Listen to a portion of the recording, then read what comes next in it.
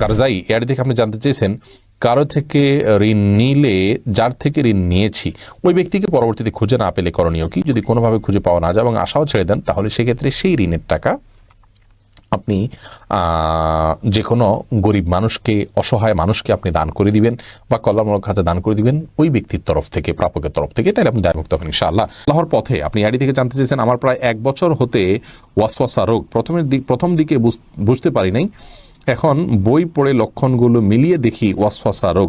অজু, নামাজ, সূরা পাঠ, কয় রাকাত পড়লাম, রুকু সিজদা কয়টা করলাম, পোশাক, ঘরবাড়ি ইত্যাদি নিয়ে আপনার সন্দেহ হয়।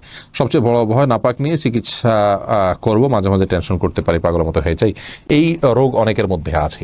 মনে রাখবেন, প্রথমত এটা যদি মানসিক রোগ হয় ডাক্তার দেখাবেন, আর দ্বিতীয়ত আপনার ইবাদতে এই ধরনের ওয়াসওয়াসা আসলে সেটাকে কোনোভাবে পাত্তা দিবেন না, কোনোভাবে আমলও নেবেন না, বরং নিজের নফসকে আপনি বলবেন যে আমি আল্লাহর সঙ্গে বোঝাপড়া করব। ধরুন 3বার হাত ধোয়ার নির্দেশ ইসলামে নবী সাল্লাল্লাহু আলাইহি ওয়াসাল্লাম করেছেন ওযুর জন্য।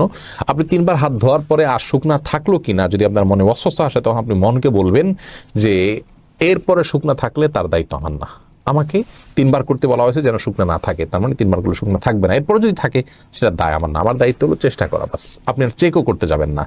আর এই জাতীয় অস্বস্তি যেন না আসে। দেখুন কারোর পেশাবের ফোঁটা আসছে কিনা, অনেক সময় অস্বস্তি হয় অযথা, আসলে আসে নাই কিন্তু তার মনে হয়।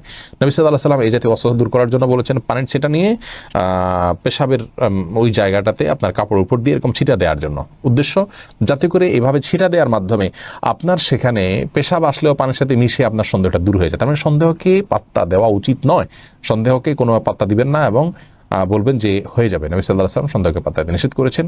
আপনি আপনার কাজ চালিয়ে যাবেন এবং সন্দেহকে আমলা নেবেন না। সেই সাথে এটা দোয়া পড়বেন, বিশেষ করে এই জাতীয় সন্দেহ সৃষ্টিকারী একটা শয়তান রয়েছে, খিনজাব তার নাম। বাম দিকে আপনি 3বার এভাবে থুতু ফেলে, মানে থুতু বলতে আপনার এই মুখ থেকে যে খুবই ক্ষুদ্র যে ইয়েগুলো বাইর হয়, সেই জাতীয় থুতু 3বার ফেলবেন এবং আমানতু বিল্লাহি ওয়া রাসূলিহি পড়বেন। ইনশাআল্লাহ ওয়াসওয়াসা থেকে আপনি কিছুটা হলেও নিশ্চিতি পাবেন।